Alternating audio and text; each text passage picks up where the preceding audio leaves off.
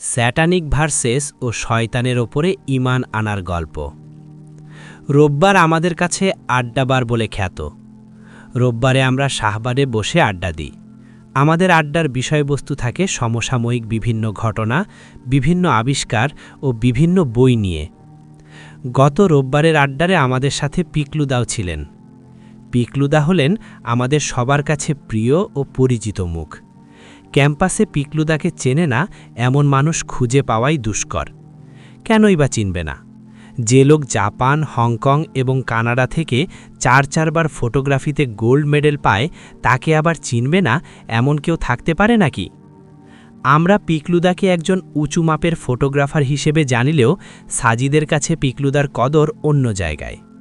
সাজিদ পিকলুদাকে একজন উঁচু মানের বই পড়ুয়া হিসেবে চেনে। সাজিদের ভাষ্যমতে পুরো পৃথিবী থেকে যদি তন্ন করে খুঁজে সেরা ১০ জন বই পড়ুয়া লোক খুঁজে বের করা হয়, তাহলে পিকলুদার র্যাঙ্ক সেখানে সেরা ৩-এ থাকবে, শিওর। পিকলুদার সাথে আমাদের চেয়ে সাজিদের সখ্যই বেশি। এর কারণ, ঢাবিতে ভর্তির পরে পুরো ১ বছর সাজিদ আর পিকলুদা হলের একই রুমে ছিল। সাজিদের কাছে শুনেছি একবার ঘোর বর্ষার সময় পিকলুদা ঠিক করলেন যে তিনি বান্দরবন যাবেন। চারিদিকে করুণ অবস্থা, পানিতে টইটম্বুর সব কিছু, ভারী বজ্রপাতের সাথে বিরতিহীন বৃষ্টির ফোয়ারা। এর মধ্যেই পিকলুদা চাচ্ছে ক্যামেরা হাতে বেরিয়ে পড়তে। সাজিদ খুবই অবাক হলো, বলল, এরকম পরিস্থিতিতে কেউ কি বাইরে যায় নাকি? পিকলুদা কয়েক সেকেন্ডও সময় না নিয়ে বললেন, without such environment you can't enjoy adventure my dear. Sajid দেখল সেই যাত্রায় পিকলুদা ব্যাগের মধ্যে ক্যামেরার সাথে শেক্সপিয়ারের মিড সামার নাইটস ড্রিম এবং রবীন্দ্রনাথের গোড়া উপন্যাসের বই দুটো পুড়ে নিচ্ছে। সাজিদ আবারও অবাক হল, বলল, বৃষ্টি বাদলের মধ্যে ভিজবে নাকি বই পড়বে? পিকলুদা সেবার কিছু না বলে মুচকি হেসে বেরিয়ে পড়ল। ফিরল ঠিক ১০ দিন পরে, জ্বরে কাঁপাকাঁপি অবস্থা। অন্য কেউ হলে এই মুহূর্তে বেহাল দশা হয়ে যেত, অথচ পিকলুদার মুখে অসুখের কোনো চিহ্নই নেই। মনে হচ্ছে মনের মধ্যে রাজ্য জয়ের সুখ বিরাজ করছে। সাজিদ জিজ্ঞাসা করল, কি অবস্থা করে এসেছ নিজের? পিকলুদা সাজিদের কথা কানে নিল বলে মনে হলো না। গোল লিফ সিগারেটে টান দিয়ে ধোঁয়া ছাড়তে ছাড়তে বললেন, জানিস তো, অনেকগুলো অসাধারণ ছবি তুলে এনেছি এবার। একেবারে প্রত্যন্ত অঞ্চলে চলে গিয়েছিলাম, চারপাশে শুধু পাহাড় আর পাহাড়। মনে হচ্ছিল বাংলাদেশ ক্রস করে কোনো এক পাহাড়ের দেশে ঢুকে পড়েছি। পরের দিন ক্যাম্পাসে পিকলুদা আমাদের অত্যন্ত আগ্রহের সাথে বান্দরবনের দুর্গম এলাকা থেকে তুলে আনা ছবিগুলো দেখাচ্ছিলেন। আমরাও খুব আগ্রহ ভরে দেখছিলাম ছবিগুলো। আসলেই সব কয়টি ছবিই ছিল দারুণ। আমার সাধ্য থাকলে প্রতিটি ছবির জন্য পিকলুদাকে একটি করে গোল্ড মেডেল দিয়ে দিতাম। আমরা সবাই ছবি দেখাদেখি নিয়ে ব্যস্ত থাকলেও সাজিদের সেদিকে মোটেও আগ্রহ আছে বলে মনে হলো না। কিছুক্ষণ চুপ থাকার পরে সে পিকলুদার কাছে জানতে চাইল সাথে নিয়ে যাওয়া বইগুলোর ব্যাপারে। পিকলুদা ফিক করে হেসে দিলেন। এরপর ৭ খণ্ড রামায়ণ পাঠের মতো করে তিনি শেক্সপিয়ারের মিড সামার নাইটস ড্রিম এবং রবি ঠাকুরের গোড়া উপন্যাসের আদ্যোপান্ত বর্ণনা করা শুরু করলেন। আমরাও আগ্রহ ভরে শুনছিলাম আর আবিষ্কার করছিলাম সম্পূর্ণ ভিন্ন এক পিকলুদাকে, যিনি কেবল ছবির মাঝেই ডুব দেন না, বইয়ের মাঝেও অসাধারণভাবে ডুব দিতে পারেন। বলছিলাম গত রোববারের আড্ডার কথা। সে আড্ডায় আমাদের সাথে পিকলুদাও ছিলেন। ছিল রাষ্ট্রবিজ্ঞান বিভাগের সোহেল রানা এবং সমাজবিজ্ঞান অনুষদের সৌরভ ধর। আরও ছিলেন ইংরেজি ডিপার্টমেন্টের আহমেদ ইমতিয়াজ এবং রসায়নের সুমন্ত বর্মনদা। সুমন্তদা খুব ভালো গিটার বাজাতে পারেন। তিনি যখন গিটারে তাল ধরেন তখন সবাই সমস্বরে মান্নাদার সেই বিখ্যাত গানটি গেয়ে ওঠে, কাকে যেন ভালোবেসে আঘাত পেয়েছে শেষে, পাগলা গার্দে আছে রমা রায়, অমলটা ধুকছে দুরন্ত ক্যান্সারে, জীবন করেনি তাকে ক্ষমা হায়। কফি হাউজের সেই আড্ডাটা আজ আর নেই, আজ আর নেই। আমাদের আড্ডা শুরুর প্রাক্কালে সৌরভ পিকলুদার কাছে জিজ্ঞেস করল, দাদা, তুমি কি সালমান রুশদির দ্য স্যাটানিক ভার্সেস পড়েছ? পিকলুদা হ্যাঁ সূচক মাথা নেড়ে জানালেন তিনি পড়েছেন।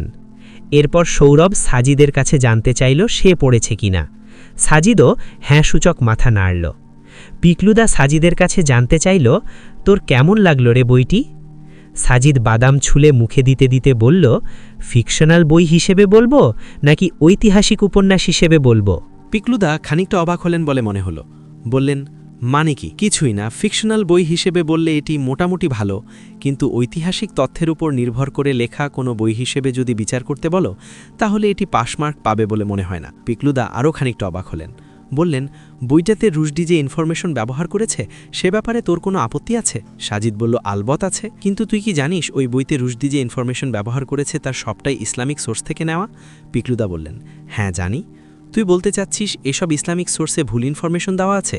থাকতেও পারে, দুনিয়ায় কোরআন ছাড়া সকল গ্রন্থ মানুষের লেখা, আর মানুষের লেখায় ভুল থাকাটাই স্বাভাবিক।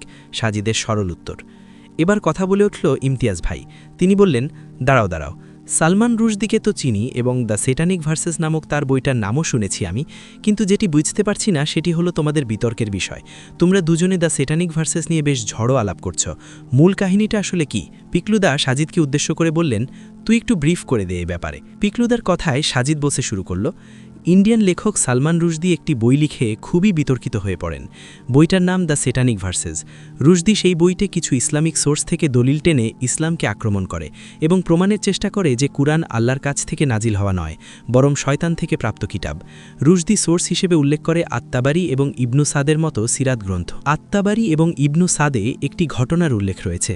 ঘটনাটি হলো এরকম, রাসূল সাল্লাল্লাহু আলাইহি ওয়াসাল্লাম মক্কায় যখন দাওয়াত দেওয়া শুরু করলেন তখন একদিন তিনি কাবা শরীফের প্রাঙ্গণে বসে সদ্য ইসলামে দাখিল হওয়া মুসলিমদের মাঝে বক্তৃতা করছিলেন। সেখানে মক্কার অন্যান্য পৌত্তলিক কুরাইশরাও ছিল। ঠিক এমন সময়ে জিব্রাইল আলাইহিসসালাম ওহী নিয়ে রাসূল সাল্লাল্লাহু আলাইহি ওয়াসাল্লামের কাছে আগমন করেন। সেদিন জিব্রাইল আলাইহিসসালাম সূরা নাজম নিয়ে অবতীর্ণ হন। তাবারি এবং ইবনু সাদ বলছেন, সেদিন সূরা নাজমের ১৯ এবং ২০ নম্বর আয়াতের পর রাসূল সাল্লাল্লাহু আলাইহি ওয়াসাল্লাম আরও বাড়তি দুটি আয়াত তিলাবাত করেন, যা আদতে জিব্রাইল আলাইহিসসালাম ওহী হিসেবে নিয়ে আসেননি। এই দুই আয়াত মূলত শয়তান রাসূল সাল্লাল্লাহু আলাইহি ওয়াসাল্লামকে ধোঁকা দিয়ে কুরআনের আয়াতের সাথে মিশিয়ে দিয়েছিল। পরে জিব্রাইল রাসূলকে এ ব্যাপারে সতর্ক করলে রাসূল তা ওহী ছিল না বলে বাদ দেন। সূরা নাজমের ১৯ ও ২০ নম্বর আয়াত হল মুশরিকদের পূজিত সবচেয়ে বড় তিন দেবী লাত, উজ্জা এবং মানাতকে নিয়ে। ওই সূরার ১৯ এবং ২০ নম্বর আয়াত হল, তোমরা কি ভেবে দেখেছ লাত ও উজ্জা সম্পর্কে এবং আরেক দেবী মানাত সম্পর্কে? তাবারি এবং ইবনু সাদের দাবি, এই দুই আয়াতের পরে আরও দুটি বাড়তি আয়াত ছিল যা পরে রাসূল সাল্লাল্লাহু আলাইহি ওয়াসাল্লাম ভুল বুঝতে পেরে বাদ দিয়েছিলেন। সেই আয়াত দুটি এরকম, these are the high flying ones whose intercession is to be hoped for, অর্থাৎ তারা হলেন খুবই উঁচু পর্যায়ের ক্ষমতাবান দেবী, তাদের কাছে সাহায্যও চাওয়া যায়। তাহলে তাবারি এবং ইবনু সাদের বর্ণনা মতে সূরা নাজমের ১৯ এবং ২০ নম্বর আয়াতের সাথে বাদ পড়া আয়াত দুটো জুড়ে দিলে কীরকম শোনা যায় দেখা যাক। তোমরা কি ভেবে দেখেছ লাত ও উজ্জা সম্পর্কে এবং আরেক দেবী মানাত সম্পর্কে? তারা হলেন খুবই উঁচু পর্যায়ের ক্ষমতাবান দেবী এবং তাদের কাছে সাহায্যও চাওয়া যায়। ইবনু সাদ এবং তাবারির দাবি, পরের দুই আয়াত শুনে মক্কার মুশরিকরা খুব উৎফুল্ল হয়ে উঠল। তারা ভাবল, মুহাম্মদ সাল্লাল্লাহু আলাইহি ওয়াসাল্লাম এবার তাদের দেবীদের প্রশংসা করলেন, তার মানে মুহাম্মদ সাল্লাল্লাহু আলাইহি ওয়াসাল্লাম তাদের দেবীদের প্রভু হিসেবে মেনে নিয়েছেন। তাই সেদিন মুহাম্মদ সাল্লাল্লাহু আলাইহি ওয়াসাল্লাম এবং অন্যান্য মুসলিমদের সাথে মক্কার মুশরিকরাও সিজদা করেছিল মক্কা প্রাঙ্গণে। তাবারি এবং ইবনু সাদের এই রেফারেন্সগুলো পরে ইসলাম বিদ্বেষী এবং খ্রিস্টান মিশনারিরা লুফে নেয়। তারা এই ঘটনাকে সত্য প্রমাণ করার জন্য সূরা ইসরার ৭৩ থেকে ৭৫ নম্বর আয়াত এবং সূরা হজের ৫২ নম্বর আয়াতকে রেফারেন্স হিসেবে দাখিল করে থাকে। সাজিদের সংক্ষিপ্ত ব্রিফিং শেষ হলে ইমতিয়াজ ভাই বললেন, মারাত্মক ব্যাপার। তো রুশদি এই ইনফরমেশনগুলো কোথায় পেয়েছে? আত্তাবারি এবং ইবনে সাদের সিরাতে? বলল সাজিদ। পিকলুদা বললেন, তো সাজিদ, তোর মতে রুশদি এখানে ভুল ইনফরমেশন দিয়ে মানুষকে বিভ্রান্ত করেছে, এই তো? হ্যাঁ, সাজিদের উত্তর। হাসল পিকলুদা, বলল, আচ্ছা ধরেই নিলাম যে সালমান রুশদি ইসলামের কিছুই জানে না বা কিছুই বোঝে না, কিন্তু তুই কি বলতে চাইছিস ইবনে সাদ আর আত্তাবারির বর্ণনাও ভুল? সাজিদ হালকা দম নিয়ে বলল, দাদা, আমি আগেও বলেছি, ইবনে সাদ হোক বা আত্তাবারি হোক বা অন্য যে কেউ, তাদের কাছে তো আর ওহী আসত না। যেহেতু তাদের গ্রন্থগুলো আসমানি কিতাব নয়, তাই সেগুলোর মধ্যে ভুল ভ্রান্তি থাকতেই পারে, অস্বাভাবিক কিছু নয়। এতক্ষণ পরে সোহেল রানা ভাই মুখ খুললেন, বললেন, আচ্ছা সাজিদ, ধরেই নিলাম তুমি ঠিক বলছো, ইবনে সাদ বা আত্তাবারির বর্ণনা ভুল। এখন প্রশ্ন হচ্ছে, কেন তাদের বর্ণনা ভুল, বা তোমার কাছে কেন তাদের বর্ণনাকে ভুল মনে হচ্ছে? এবার আমরা সবাই নড়ে চড়ে বসলাম। এরই মধ্যে আড্ডায় চলে এসেছে পঙ্কজদা, ইসলামিক স্টাডিজের ইব্রাহিম খলিল এবং ফিনান্সের শরীফ ভাই। সোহেল ভাইয়ের সাথে সুর মিলে সৌরভ বলল, yes, explain. Why you think renowned author both At-Tabari and Ibn Sa'd are wrong according to you? ইতোমধ্যে আড্ডায় অনেকে এসে জমা হওয়াতে আড্ডা বেশ জমে উঠেছে। আমরা সবাই অপেক্ষায় আছি সাজিদের উত্তরের জন্য। দেখার অপেক্ষা সাজিদ কিভাবে এই ক্রিটিক্যাল প্রশ্নের উত্তর দেয়। একটু ঝেড়ে কেশে নিয়ে সে বলতে শুরু করল। প্রথমে আমাদের বুঝতে হবে ইবনে সাদ এবং আত-তাবারির গ্রন্থে যা আছে তা মানুষের রচনা। এর মধ্যে যেমন শুদ্ধ জিনিস শুদ্ধ বর্ণনা আছে, ঠিক তেমনি ভুল জিনিস ভুল বর্ণনা থাকাটাও স্বাভাবিক। কারণ ইবনে সাদ বা আত-তাবারি কেউই রাসূল সাল্লাল্লাহু আলাইহি ওয়াসাল্লামের যুগের প্রত্যক্ষ সাক্ষী ছিলেন না। তারা রাসূলের জীবনী লিপিবদ্ধ করতে গিয়ে যেখানে যার কাছে যা পেয়েছেন তাই লিপিবদ্ধ করেছেন। ভুল শুদ্ধ কতটুকু তা নির্ণয়ের চেয়ে আপাতত সংরক্ষণ করাকেই তারা প্রাধান্য দিয়েছিলেন। তাদের রচনায়ও যে ভুল থাকতে পারে তা তারা নিজেরাও স্বীকার করে গেছেন। আত-তাবারি তার কিতাবে শুরুতেই বলেছেন, hence if I mention in this book a report about some men of the past which the reader or listener finds objectionable or worthy of censure because he can see no aspect of truth or any factual substance therein, let him know that this is not to be attributed to us but to those who transmitted it to us, and we have merely passed it on as it has been passed on to us. অর্থাৎ তিনি শুধু তাই কিতাবে স্থান দিয়েছেন যা তার পর্যন্ত পৌঁছেছে। এখন কেউ যদি তার কিতাবে কোনো আপত্তিকর বিষয়াদি খুঁজে পায় যা ইসলামের মৌলিক বিষয়গুলোর সাথে সাংঘর্ষিক এবং অন্যান্য সহিসূত্রে তা বাতিলযোগ্য দেখা যায়, তাহলে সে দায় আত-তাবারির নয়। তিনি যার কাছ থেকে পেয়েছেন কেবলই তার। তিনি এখানে কেবল একজন লিখিয়ের ভূমিকায়। সুতরাং আত-তাবারির বর্ণনা যে ভুল হতেও পারে তা আত-তাবারিই বলে গেছেন। একই কথা একই ব্যাপার ইবনে সাদের ক্ষেত্রেও। এতটুকু বলে সাজিদ থামল। পিকলুদা বললেন, ভুল হতেও পারে মানে এটি প্রমাণিত হয় না যে তিনি ভুল। ভুল হতেও পারে পরের শর্ত কিন্তু সঠিকও হতে পারে। আমরা তাহলে কোনটি ধরে নেব, তিনি ভুল না শুদ্ধ? সাজিদ হাসল। এরপরে বলল, দেখা যাক কি হয়। এরপর আবার বলতে শুরু করল, সকল ইতিহাসবিদদের মতে সূরা নাজিম নাজিল হয় রাসূল সাল্লাল্লাহু আলাইহি ওয়াসাল্লামের নবুয়ত প্রাপ্তির ৫ম বছরে, রজব মাসে, যে বছর প্রথম একটি মুসলিম দল আবিসিনিয়ায় হিজরত করে, অর্থাৎ রাসূল সাল্লাল্লাহু আলাইহি ওয়াসাল্লামের মদিনায় হিজরতের আরও ৮ বছর আগে। এখন সালমান রুশদি এবং খ্রিস্টান মিশনারিদের দাবি রাসূল সাল্লাল্লাহু আলাইহি ওয়াসাল্লাম শয়তান থেকে ওহী প্রাপ্ত হয়েছিলেন এবং পরে আল্লাহ কুরআনের আরও কিছু আয়াতের মাধ্যমে রাসূল সাল্লাল্লাহু আলাইহি ওয়াসাল্লামকে এই ব্যাপারে সংশোধন করে দেন। তাদের দাবি হল সূরা হজের 52 নম্বর আয়াত নাকি সেদিনের ওই ঘটনা, অর্থাৎ স্যাটানিক ভার্সেস ঘটনার প্রেক্ষিতে নাজিল হয়েছে, যেখানে বলা হচ্ছে, আমি তোমার পূর্বে যেসব রাসূল বা নবী পাঠিয়েছি তাদের কেউ যখনই কোনো আকাঙ্ক্ষা করেছে তখনই শয়তান তার আকাঙ্ক্ষায় প্রতিবন্ধকতা, সন্দেহ, সংশয় নিক্ষেপ করেছে, কিন্তু শয়তান যা নিক্ষেপ করে আল্লাহ তা মুছে দেন। অতঃপর আল্লাহ তার নিদর্শনসমূহকে সুপ্রতিষ্ঠিত করেন, কারণ আল্লাহ সর্বজ্ঞ, সৃষ্ট হিকমতওয়ালা। সালমান রুশদি এবং খ্রিস্টান মিশনারিদের দাবি, এই আয়াত দিয়েই আল্লাহ মুহাম্মদ সাল্লাল্লাহু আলাইহি ওয়াসাল্লামকে তৎক্ষণাৎ সংশোধন করে দেন এবং মুহাম্মদ সাল্লাল্লাহু আলাইহি ওয়াসাল্লাম সূরা নাজমের সাথে মিশিয়ে ফেলা ওই আয়াত দুটো বাতিল করে দেন। এতটুকু বলার পরে সাজিদ একটু থামল। এরপর আবার বলতে শুরু করল, শত্রুপক্ষ এই গল্প খুব চাতুরির সাথে বানিয়েছে বলা যায়, কিন্তু ঘাপলা রেখে গেছে অন্য জায়গায়। সেটি হল সূরা নাজম নাজিলের সাথে সূরা হজ নাজিলের মধ্যকার সময়ের ব্যবধান। সূরা নাজম নাজিল হয় রাসূল সাল্লাল্লাহু আলাইহি ওয়াসাল্লাম নবুয়ত প্রাপ্তির ৫ম বছরে, মক্কায়। সূরাটি মাক্কি সূরার অন্তর্গত। আর সূরা হজ নাজিল হয় রাসূল সাল্লাল্লাহু আলাইহি ওয়াসাল্লাম নবুয়ত প্রাপ্তির প্রায় ১২-১৩ বছর পরে, হিজরতের প্রথম বছরে। সূরাটি মাদানী সূরা, অর্থাৎ তাদের কথানুযায়ী রাসূল সাল্লাল্লাহু আলাইহি ওয়াসাল্লাম ভুল করেন নবুয়ত প্রাপ্তির ৫ম বছরে, আর সূরা হজ নাজিল হয় নবুয়ত প্রাপ্তির ১৩তম বছরে। দুই সূরার মধ্যে সময় ব্যবধান ৮ বছর, অর্থাৎ তাদের দাবি অনুযায়ী রাসূল সাল্লাল্লাহু আলাইহি ওয়াসাল্লাম ভুল করেছেন আজ, আর আল্লাহ তা সংশোধন করেছেন ৮ বছর পরে। সাজিদ জোরে বলতে লাগল, আচ্ছা বলুন তো, নেহাত পাগল ছাড়া এই গল্প কোনো মানুষ বিশ্বাস করবে? ভুল করেছে আজ আর তা সংশোধন হলো আরও ৮ বছর পরে। তাদের দাবি মানতে গেলে বলতে হয়, এই ৮ বছরের মধ্যে রাসূল সাল্লাল্লাহু আলাইহি ওয়াসাল্লাম সূরা নাজমে লাত, উজ্জা, মানাতের মতো দেবীর প্রশংসা করেছেন, আবার একই সাথে কালেমায় বলেছেন লা ইলাহা ইল্লাল্লাহ, অর্থাৎ আল্লাহ ছাড়া কোনো সত্য ইলাহ নেই। একদিকে দেবীদের কাছে সাহায্য চাওয়ার বৈধতা, আবার অন্যদিকে লা ইলাহা ইল্লাল্লাহ বলে তাদের বাতিল করে দেওয়া। এত সব কাহিনী করার পরেও কিভাবে তিনি সেখানে আল আমিন হিসেবে থাকতে পারেন? How possible? আমরা কেউই কোনো কথা বললাম না, চুপ করে মনোযোগ দিয়ে সাজিদের কথাগুলো শুনে যাচ্ছি।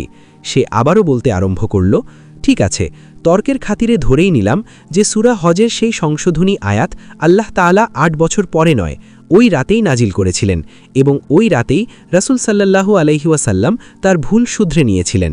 ভুল শোধরানোর পরে ওই রাতেই ঘোষণা করলেন যে লাত, উজ্জা, মানাতের কাছে সাহায্য চাওয়া যাবে না। খেয়াল করুন, তিনি দিনে বলেছেন এরকম, তারা হলেন খুবই উঁচু পর্যায়ের ক্ষমতাবান দেবী এবং তাদের কাছে সাহায্যও চাওয়া যায়। আবার রাতে নিজের ওই কথাকে পাল্টে নিয়ে বলছেন লাত, উজ্জা, মানাতরা বাতিল, তাদের কাছে সাহায্য চাওয়া যাবে না।